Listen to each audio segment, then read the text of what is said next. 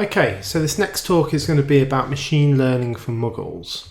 So machine learning is all around us. We use machine learning almost every day in any time we interact with websites. So whenever we go shopping on Amazon, it's always recommending things to us. Machine learning is the thing that sits behind that. When we're looking at programs on Netflix and it says these are if you watch this, you'd like this, machine learning is the thing that sits behind that. When we do a search using Google or Bing, it's full of machine learning algorithms to figure out what the right search results will show us. So it's all around us, and it's becoming a very popular thing these days. It's something that's quite important at the moment, and a lot of people are talking about it. But it can be quite a sort of dark art. Machine learning is often associated with boffins. This is a boffin, a person engaged in scientific or technical research, a person with knowledge or skill considered to be complex or arcane, a computer boffin. So machine learning is one of these technologies or one of these disciplines it's very scientific, very academic, and it's true. The people behind machine learning, these boffins, do these kinds of things. They use these words, things like a Bayesian network, a genetic algorithm, a sparse dictionary learning. These are all academically proven mathematical algorithms that sit behind machine learning. And this diagram here, this is something to do with machine learning as well. I don't know what this diagram means. I have no clue. But apparently the data scientists, the boffins that sit behind machine learning, do understand this, and it's very important into how machine learning works. We have boffins at Microsoft and we keep them in Cambridge. Most of the machine learning stuff that comes out of Microsoft, the Azure Machine Learning Service and the cognitive services, all come out of there. A lot of it comes out of the Cambridge offices, and they have this beautiful custom built office right in the middle of Cambridge there. The office itself has this artwork adorning the walls. So this again has some scientific meaning. I don't know what it is, but I know that it wouldn't be there if it didn't have some scientific meaning and some scientific underpinning message there. In the office there, they have a grand piano in the foyer of the office, which was donated by Professor Andrew Blake when he retired. In our office in Reading, we have an Xbox. So it just goes to show the kind of people that do machine learning, kind of people that work in this industry. However, I'm here to say that machine learning is for muggles too. So you don't have to be a boffin, you don't have to understand data science and those algorithms in order to make the most out of machine learning. And that's what we're going to talk about over the next half an hour or so. So we're going to talk about three things. Firstly, we're going to look at machine learning as a whole. So the high level idea behind machine learning. We're going to look at the Microsoft Azure machine learning service and how that works. We're then going to look at cognitive services, which is a set of APIs and services that are built on top of machine learning, which allow you to integrate some of the benefits of machine learning into your applications without necessarily needing to understand the science behind it. And then we're going to look at using cognitive services in a few different applications and websites. So what is machine learning? At a high level concept, what is machine learning? Well, it's machine learning can find patterns in data, and it can allow applications to gain insights in new data using those patterns. So really, machine learning is about anywhere where you can find patterns in data. So fraud detection is a good example, where if you've got 100,000 credit card transactions and you can identify the 500 of those that are fraudulent, you can tell machine learning processes that, and it will find the patterns in those 500 that make them fraudulent transactions. And then when you've got a new credit card transaction, you can test it against that model, and it will be able to say how likely it is based on those patterns to be a fraudulent credit card transaction. That's kind of like the classic machine learning use case.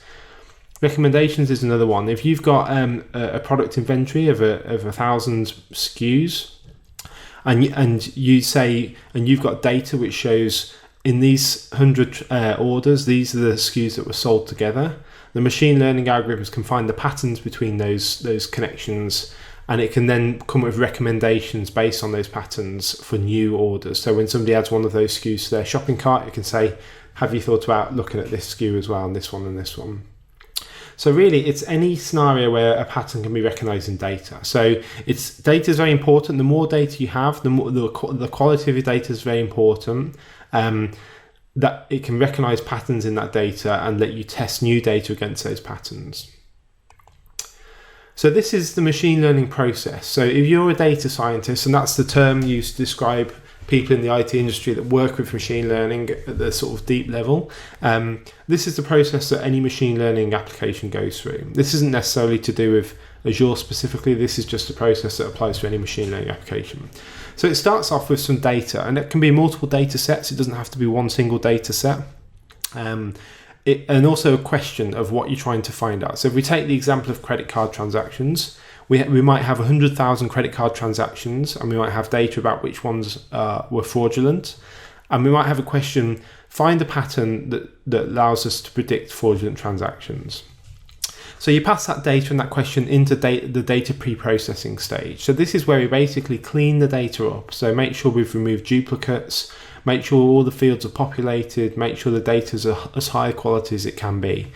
And there are generally various modules that you can use to help you do this. This is the software that can help you do this. But you iterate around that process until you're happy that you've got what we call a set of prepared data. So this is data that's been prepared, ready to apply machine learning algorithms to. So the next step is to choose one or more machine learning algorithms. So those words that we saw at the start, the Bayesian networks and so on, these are academically proven machine learning algorithms. So the algorithms themselves are not something that's necessarily owned by a company. They are mathematical equations that are proven and academically accepted, much like in medicine and science. So they're available for any company to use and implement into their technology. So you would choose one or more of these algorithms, and this is where the knowledge of those algorithms and the understanding of how they work is really important. That's where data scientists really start to get involved. But you choose one or more algorithms that give you what you think is the best result. So you iterate through that process until you end up with what's called a candidate model.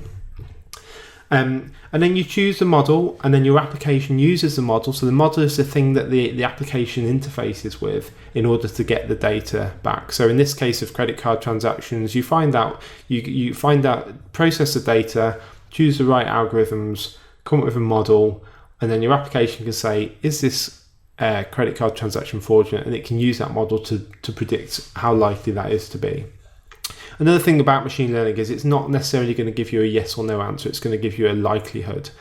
So in the case of credit card transactions, it's going to give you a score between 1 and 100 typically about how likely that is to be a fraudulent transaction based on the patterns. You won't get any definite answers really with machine learning. It's always a likelihood scenario.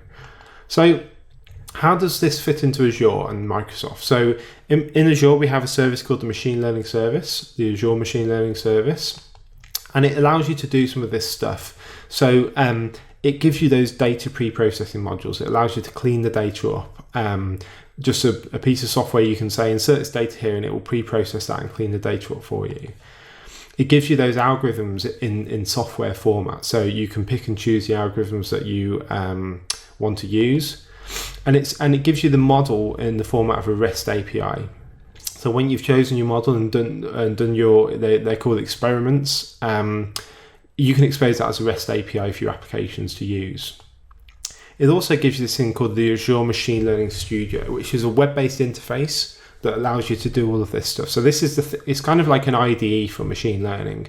This is the thing that you use. You just drag and drop the processing modules, the algorithms in, and it will construct all of this stuff for you and actually execute that and do the number crunching up in the cloud there. So this is what Azure gives you.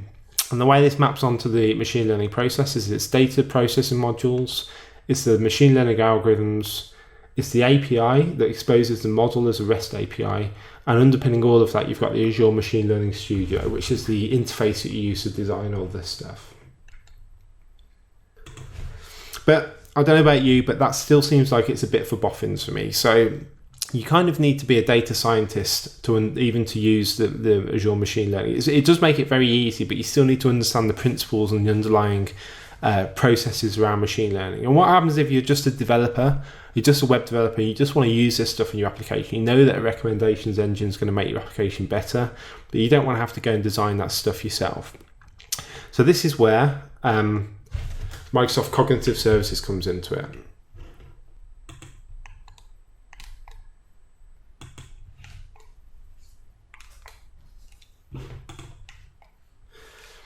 So Microsoft Cognitive Services is a set of APIs, 21 APIs at the last count, that lets you expose some of this machine learning goodness into your application.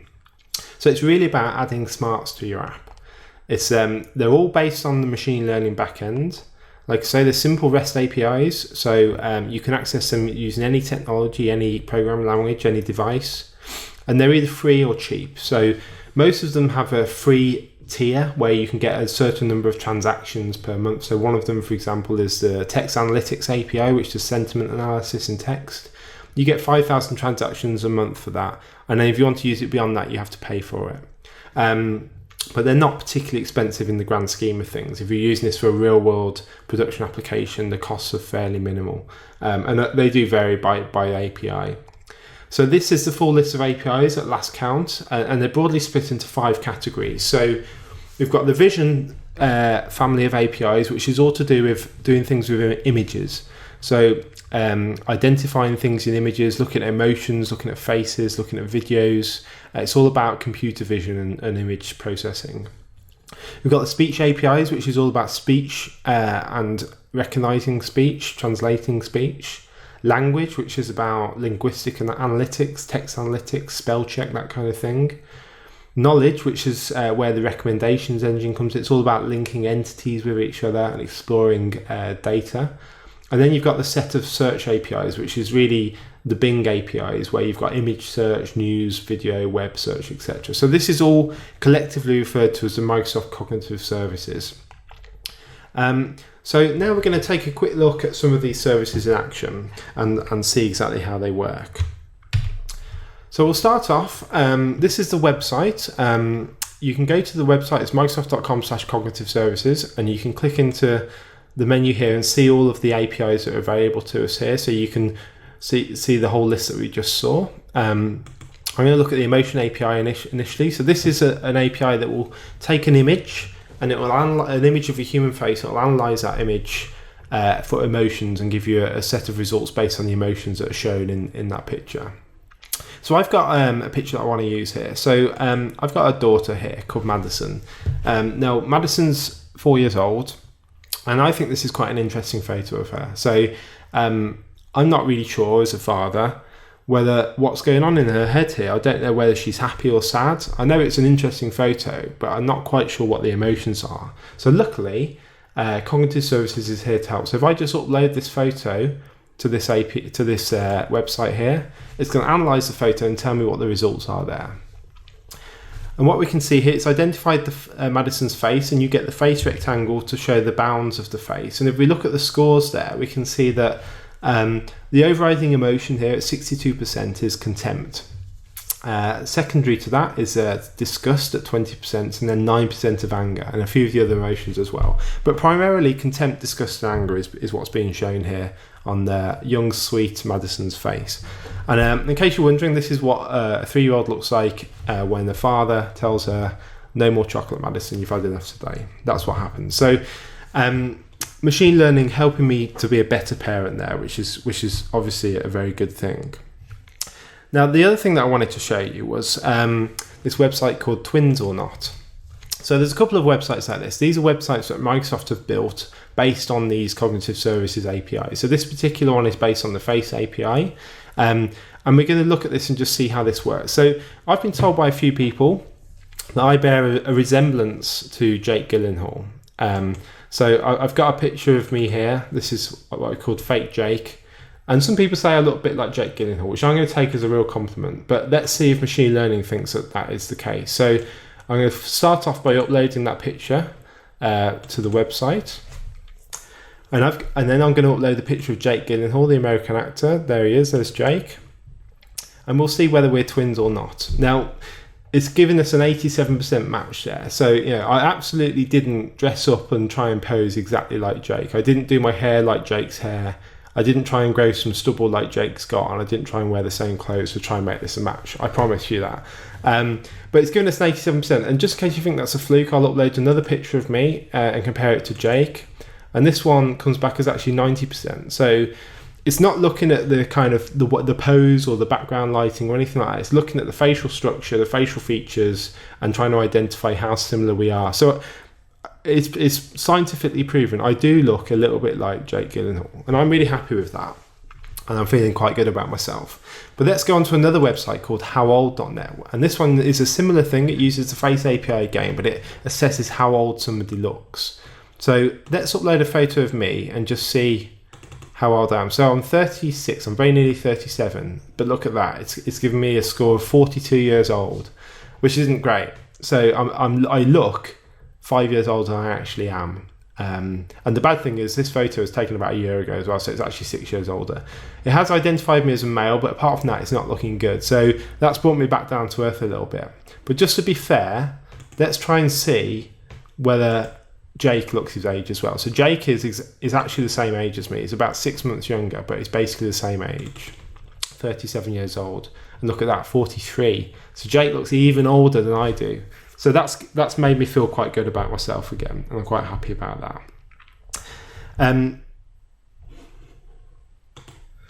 So that's a quick tour around some of the cognitive services and some of the websites that are built on top of cognitive services. So just in case you're wondering there, that's the summary of Madison's score there. There's 68% contempt, 10% anger, and 22% disgust. So let's just have a little look and see what Madison herself thinks about this.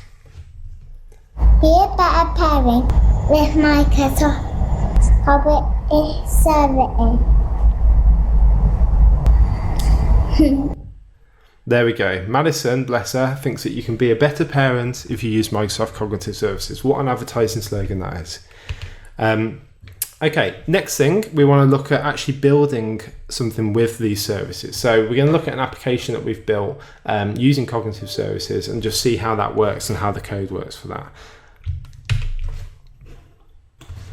So we've got an application here called howhappy.co.uk. So this is a live website that I built myself. You can go on and use this yourself. And what it will do is it will use the Emotion API to assess who's the happiest person in a picture. So I've got another interesting picture here. This is some fans at a Justin Bieber concert. There's a whole range of emotions going on here. So let's upload this and see what the scores are and who's looking the happiest and who's looking the saddest. So we can just upload the picture. It's going to analyse that. So at the moment this is set to happy. So we can see the happiest person is this young lady in the corner here. So she's 96% happy, a little bit surprised, but 96% happy, which is a really good result. That's what you expect. This young lady here in the middle, she's also very happy. And then weirdly, the third happiest person is the dad. I can only presume it's a dad at least. Just behind there, he's quite neutral, but he's quite happy. Now this dad here is expressing all sorts of different emotions. Number 5 is a security guard, and weirdly the sixth happiest person, the least happy person in this photo, is this young lady in the foreground here, and she's only expressing a tiny bit of happiness and is actually quite surprised. And let's just look at this. We can look at all the different emotions here. So let's look at surprised, and we'll see that she's actually number 1 in terms of surprise, 61% surprised. I don't know what Justin Bieber's doing on stage here, but he's obviously doing something quite surprising. I want to see where this guy sits. So let's have a look at disgusted. This guy, the dad, I presume it's a dad again, is the number 1 in the disgusted chart. So he's obviously not happy to be there. He's there looking after his daughter. Good dad, but he's obviously disgusted at what's going on. He's quite pained by what he's hearing there. Contempt, he's also quite contemptuous. And we've got all sorts of different things. So the security guard's the most neutral guy there. He's just thinking, yeah, I've seen this before. I'm just neutral about this. I don't care what's going on. So this is the website. You can go and have a look at this yourself, have a play with it, see how it works. What I want to do now is actually debug this website and actually see how it works in terms of the code. So it's actually written in ASP.NET Core, release candidate 2. It's MVC. It didn't need to be this. It could have been an Angular app. It could have been PHP. It doesn't really matter. It's just that ASP.NET is what I know, so that's what I wrote it in. And it's very, very simple. We just have a home controller here. And when the request comes in, we basically go to this function called get emotion data. And what that does is it does a HTTP call up to the API and returns that as JSON. And then we use that JSON and do get faces, which is what turns that into face data. And then there's some JavaScript stuff that looks after the UI side of it, but we're not too interested in that. So let's actually run this and just step through this process and see how it works. So I'm going to run this application now. It's going to load in my browser.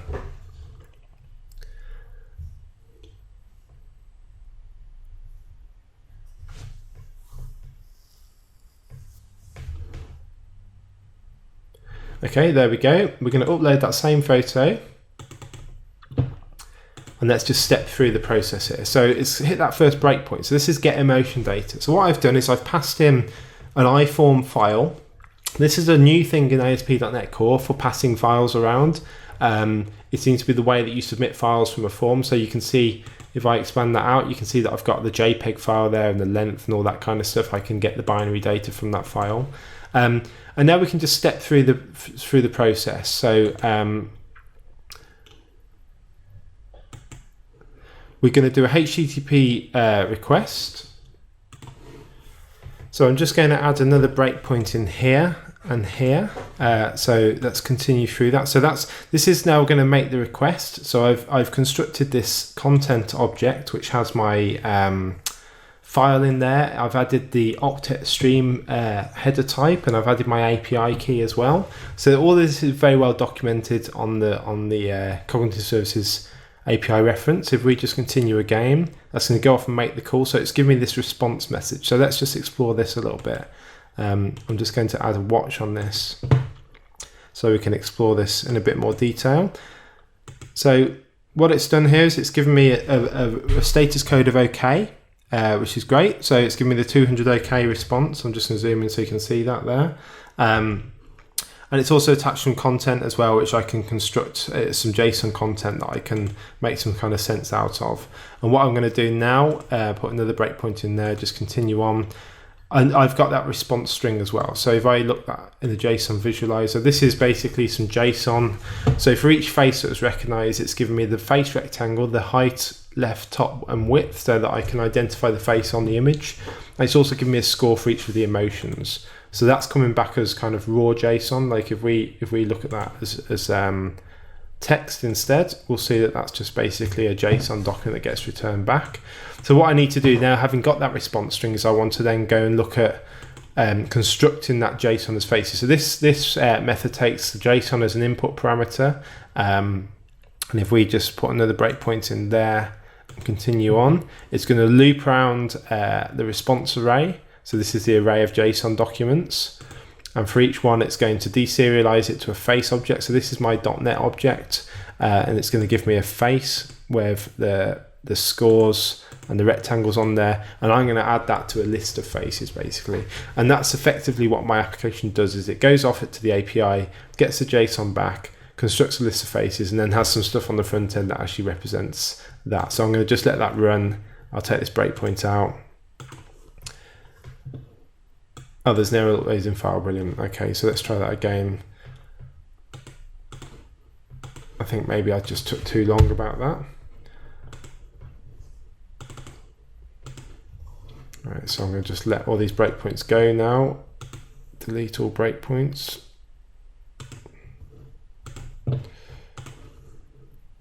And there we go, that's done the same thing there. So there's some stuff on the front end in terms of JavaScript, but we don't need to go into detail on this. It's all open source. Go to my GitHub and search for How Happy Web, and you'll find the repo for this on there.